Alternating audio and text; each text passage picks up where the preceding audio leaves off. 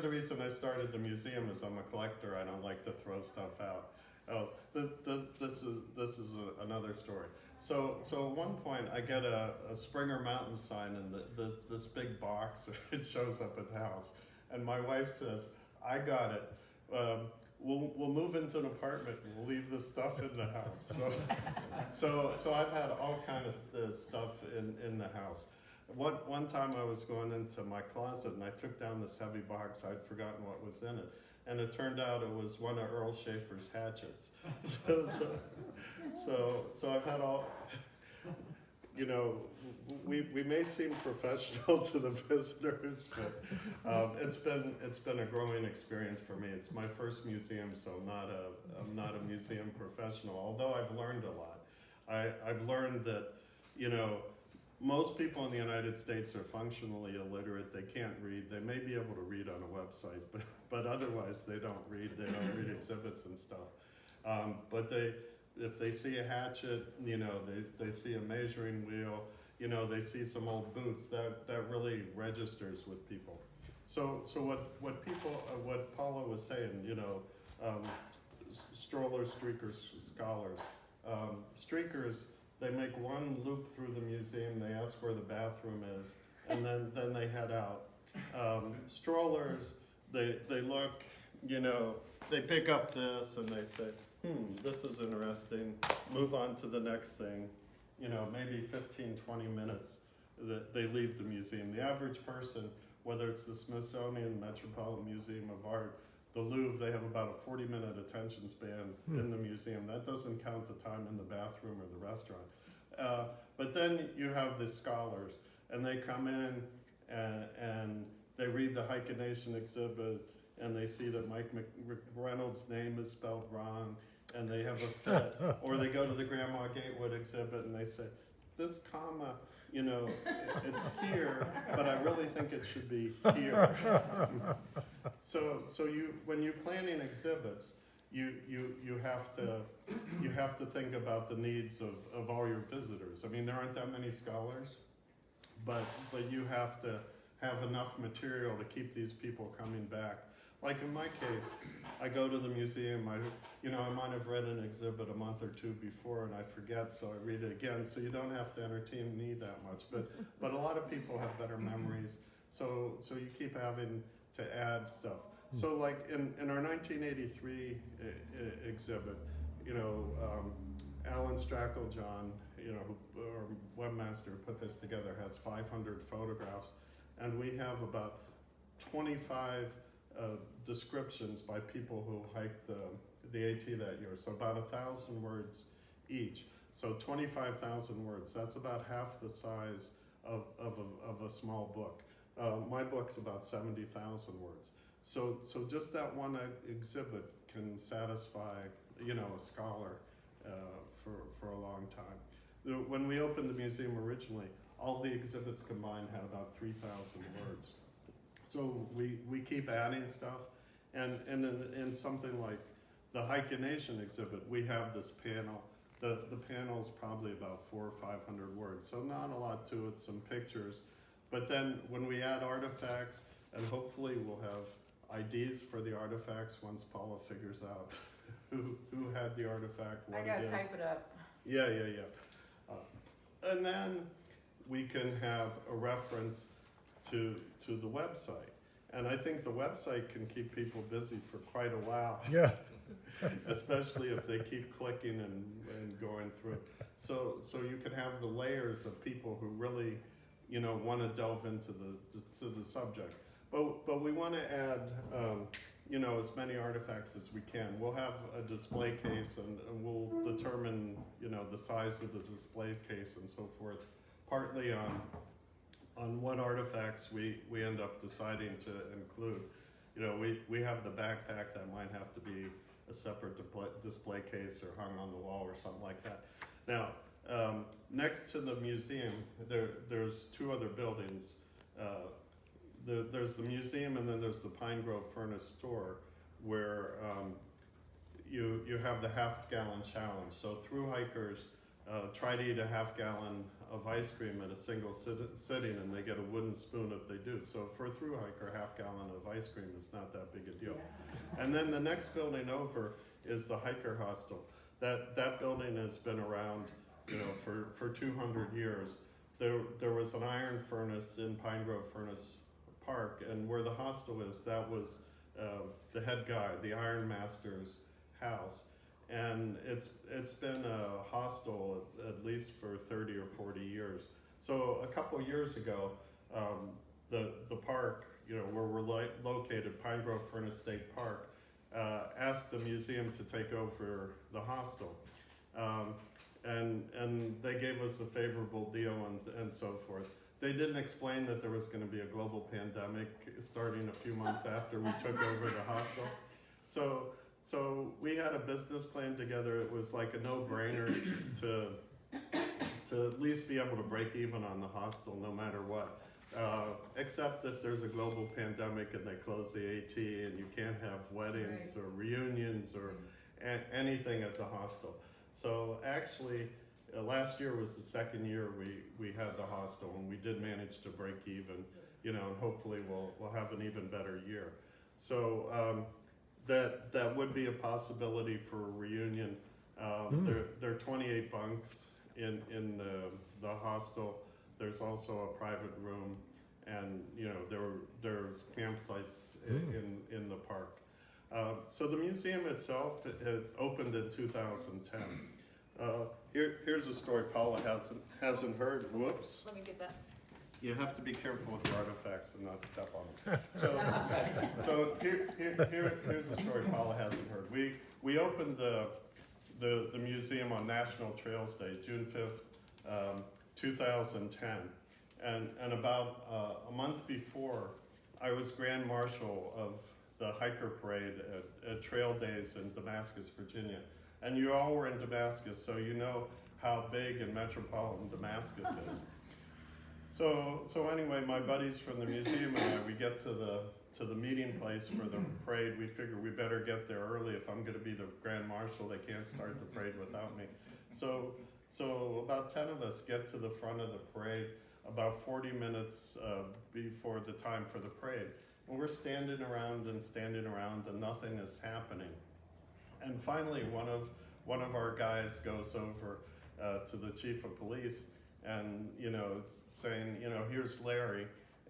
And the police chief says, here he is. We had no idea where he was. So even in Damascus, Virginia, I'm able to hide and fade into the background. So we opened June 5th. June 5th was a Saturday. On Wednesday, we started installing our exhibits. We had one trail shelter in the museum at that point. So 96 hours before the grand opening of the museum. So this was a shelter that Earl Schaefer, the first thru hiker of the AT, had built. So we'd taken down that shelter board by board and reassembled it in the museum. Other than that, on that Wednesday morning, we had buckets of nails, we had stuff all over the place, no other exhibits. We started installing exhibits on Wednesday. We had most of them done by Thursday. We had people scrubbing the floor and stuff on Thursday. We installed our visitor desk Friday afternoon. At like 5 o'clock, we started training our visitors host, 5 o'clock Friday afternoon. That morning, Friday morning, the building inspector was there to determine whether we get a certificate of occupancy. So he's having a good old time at this point. He's reading all the exhibits. He's a scholar. I don't know what other work he had to do, but he must have decided this is more pleasant than anything else I'm going to do today. So he'd be reading an exhibit, and every once in a while he'd point out and he'd say, there's a wire up there that's no good, or this or that.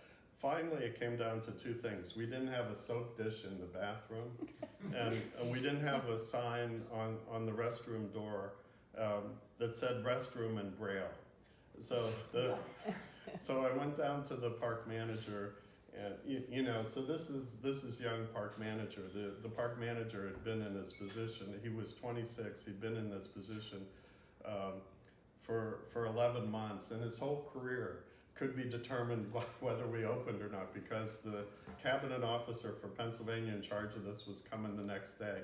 And I don't think this park manager wanted to describe to him why there were hundreds of people there and they couldn't get into the museum. So anyway, he said, yeah, I got an extra soap dish, and he turned to his maintenance manager about the sign in Braille. And that guy said, in the campground, we have a sign in Braille for the, on a bathroom.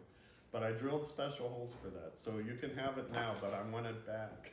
So anyway, he takes me in the pickup truck. We go down to the campground. We get the sign in Braille. Come back. The building inspector said, I don't care how you put it up. Just put it up. If it's up, you're good. So we put up the soap dish. We put up the sign in Braille, and we were good to go. So 25 hours before our grand opening, we got our certificate of occupancy. And the next day was a beautiful day. We had 750 people. Then is now the biggest crowd we've had for the museum. So we had 750 people running through the museum all day. And the amazing thing, we've been working on the museum for 12 years at that point. And during that time, we talked lots of times about how to make sure we had visitors coming through the museum. Never once did we talk about crowd control or what would happen if we had, it just never dawned on us that too many people would come to see the museum. So anyway, we had a great opening. We've continued to expand. We opened on one floor, all with volunteers. We had a list of 50 volunteers who'd helped just on the interior of that first floor. We had probably another 50 who helped on the outside. And since then, we've had hundreds of other volunteers. The AT community is really special. People pitch in and they volunteer. So we continue adding stuff. At the time, we didn't have a library. Some of you may know Linda Patton. She's a retired reference librarian from Florida State. She developed a library for us. So we now have 3,000 books, mostly on the AT, in our reference library. So it's the biggest collection of Appalachian Trail books anywhere. And because it's so specialized, she had to come up with her own classification system. The Library of Congress doesn't help separate books if they're all about the AT. So anyway, we have academics, professors, and graduate students and so forth who come and use our library. We developed a Hall of Fame. We have a pollinator garden. Kids museum. In the basement, we have a children's museum, that continues to expand. We need more hands-on stuff. And during the pandemic, we had to dial off the hands-on stuff. So we now have the hostel, and one of the possibilities for the HikaNation exhibit, we tend to rotate stuff, but at a very slow pace. It could be 5 or 10 years before we rotate the HikaNation exhibit out. But it's possible at that point we move it over to the hostel, or if we have other space someplace. So the HikaNation exhibit will be around probably for forever. And when we go to the hostel or whatever else we do with the exhibit, we'll have room for more artifacts.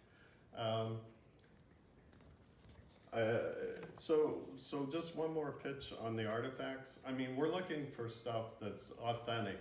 So people are embarrassed to give me a T-shirt with holes in it, or boots, where the sole of the boots is worn out or something like that. That's the stuff I want. Now, there's some stuff, if it's pristine, it's still in the wrapper, we'll take it. But if it's something that's worn, like I actually came across Butch Hensley in June of '81, not long after she finished HikaNation. She came to the Appalachian Trail Conservancy biennial in Colwyn, North Carolina, and she was still proudly wearing the boots she'd worn across country. So those worn boots, that's the kind of stuff we want in the museum.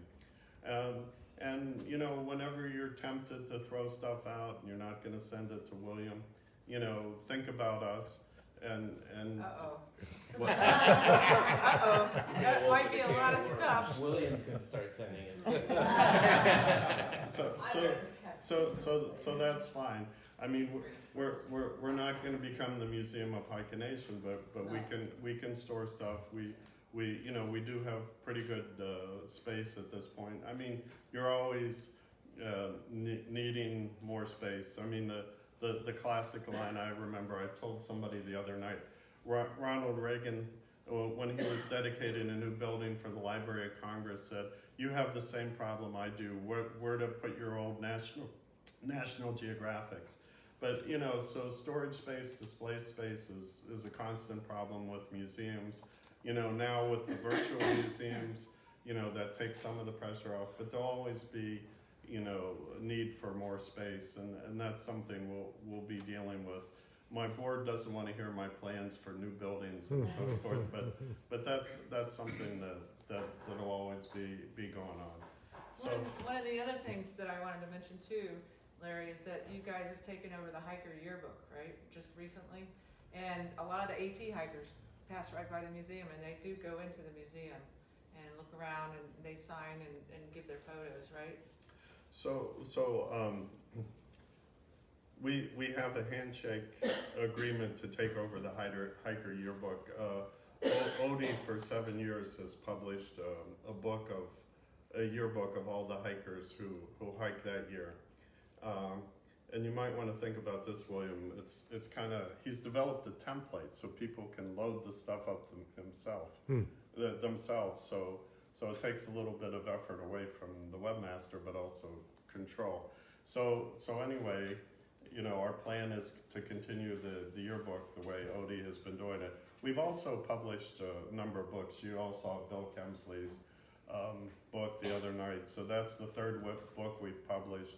The first book we published was biography, was a novel of an AT through hike.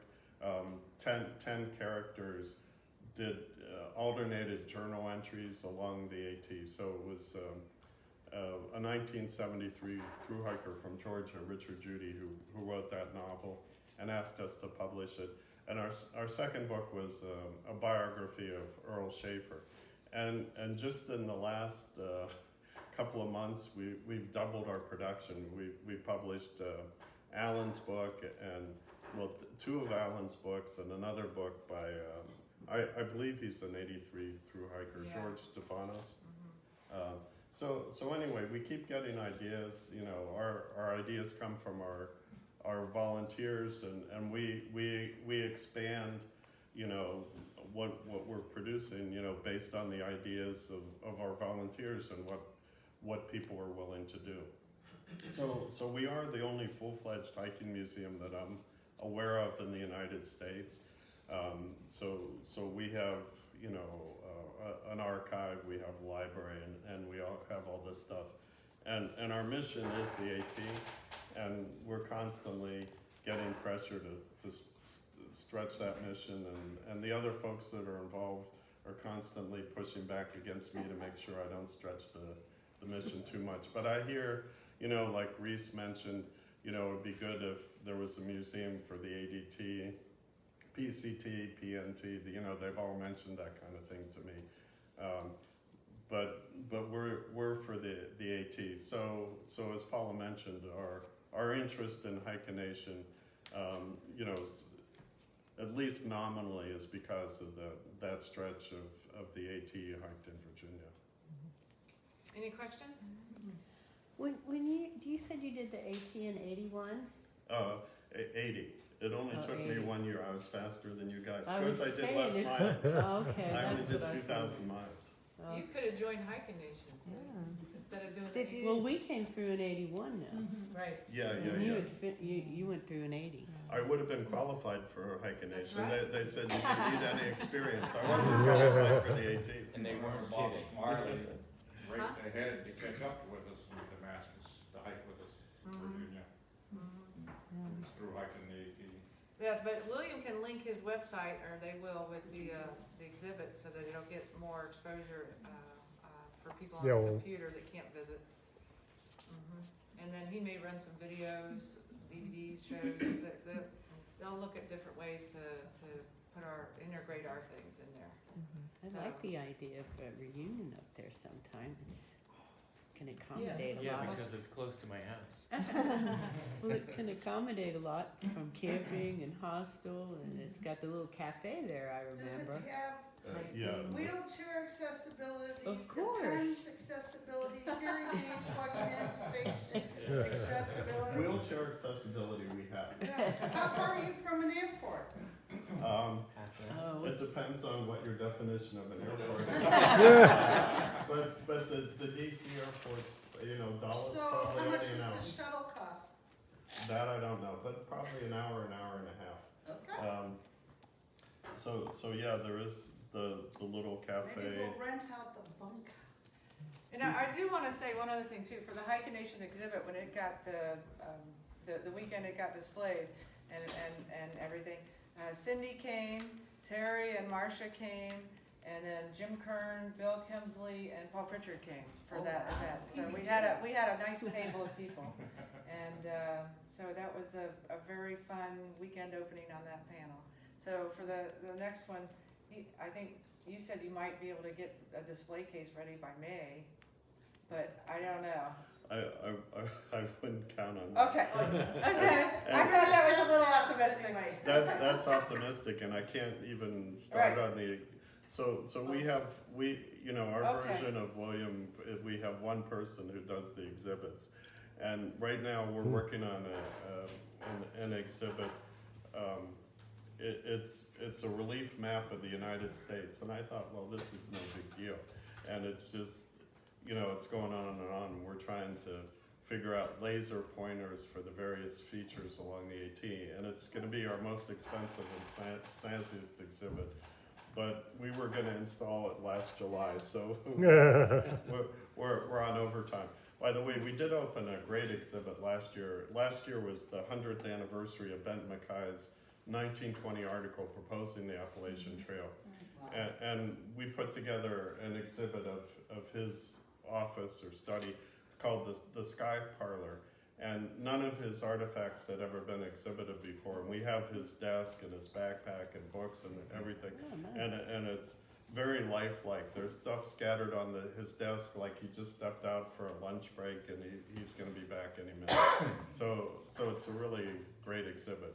And I can say that without any pride because I got nothing to do with the exhibits. Yeah, they don't let me have anything to do with the exhibits. But that's a great exhibit. The map will be a great exhibit. And when we get all these artifacts for HikaNation, that'll be an even better exhibit. And I'll mention one more thing too. The museum does look for new members all the time. So anybody, I passed around some of those brochures, but anyone can join the museum as a member, and they're always looking for volunteers if you have some time for the summer. So Sure, I should mention that. So if anybody wants to come help out as a greeter or help out with the website or exhibits or anything like that, all our work is done by volunteers. We have one part-time manager, one part-time manager for the hostel. Everything else is done by volunteers. And if somebody wants to come for a couple of days or a week and volunteer at the museum, they can stay at the hostel for free. They get a bunk bed, but it'd be free, and it's a 200 foot walk over to the museum. By the way, Paula mentioned that the AT goes right by the museum. That's not an accident. It didn't go by the museum before we opened the museum. we moved the AT over, and the AT, as you all know, is white blazes. There are 80,500 white blazes Is that right? south to south. Yeah, somebody had a hand counter. Wow. We have the hand counter for and one of my goals was to put on display the hand counter this year, but 80,000, wow. it's in our collection. Here I went off on a couple side trails and lost my way. What was I talking about? Moving the AT. Moving the AT. So I'm sitting in Damascus with a couple of my friends at Trail Days, and I said, we got to have a blue blaze trail. The AT is all white blazes. So, but side trails, the shelters, water, and everything, they're blue blaze. So I said, we should have a blue blaze trail from the AT over to the museum. You know, it was like 200 yards or something like that. And one of my friends said, why the blue blazes? Why don't we move the white blazes? So we said, okay, let's move the white blazes. And we talked to the park manager and we talked to other people. And with the AT, there's incredible bureaucracy about everything, you know. This part of the trail is done by the Potomac Appalachian Trail Club. This part's done Mountain Club of Maryland. And then you need the Park Service approval, and you need this approval and that approval. And we talked to the park manager, and he said, yeah, that's a good idea. And we're starting to go through the approvals. And, you know, I went home for the winter. I come back in the spring, and the AT had moved. The park manager was not into all this, you know, layers of bureaucracy. He just did it, and there was the AT. You know, it's 50 feet from the museum. But it's a beautiful hiking And around it is there. accessible. Chuck and I did some north and we did some south, and Tish and I did a little bit. It's really a beautiful area. There's some lakes and everything there. Some boating, right, Larry? Yeah, there's 2 lakes with boating and swimming. Fishing. Yeah, I like to joke in that part of Pennsylvania, you know, April 1st, first day of fishing season, you could go on all these streams in Pennsylvania and step on the heads of fishermen and never get your boots wet. just mobs of fishermen. You know, it's the same as first day of deer hunting season, just millions of people in the area. First day of fishing down in Virginia. Any other questions, anybody? I know that one last thing I'll mention is that, You can't bring one last thing. oh, okay, well, he's gonna be doing a speakers bureau for HikaNation, having, you know, if you're in town or something and you can let him know in advance, you know, he's happy to take it. You wanna talk about that? So during the summer, we haven't done it so much the last couple of years, but from the time we opened in 2010, most weekends from Memorial Day to Labor Day, we've had a speaker, mostly on Sundays, sometime on Saturdays, and sometimes earlier in the season or later in the season. So if anybody wants to give a talk, it could be on HikaNation, it could be on, you know, Isle Royal. William in the web? It could be William on the web. Could be, but probably not. We'd book him for more than an hour. But anyway, but anyway, if anybody wants to give a talk on anything, you know, hiking related or something, just let me know. You can reach me. Our website is atmuseum.org, and if you type in info, send an email to info@atmuseum.org. It goes to the manager and it goes to me. So I see all those emails.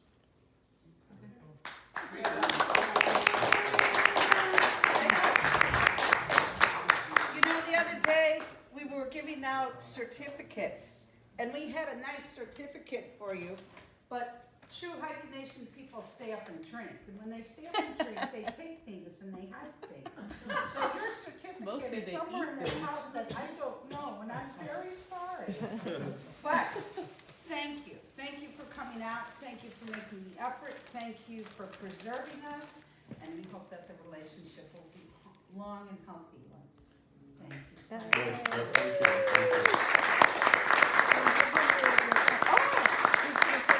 Guess what? This goes in your bag too. I don't think so.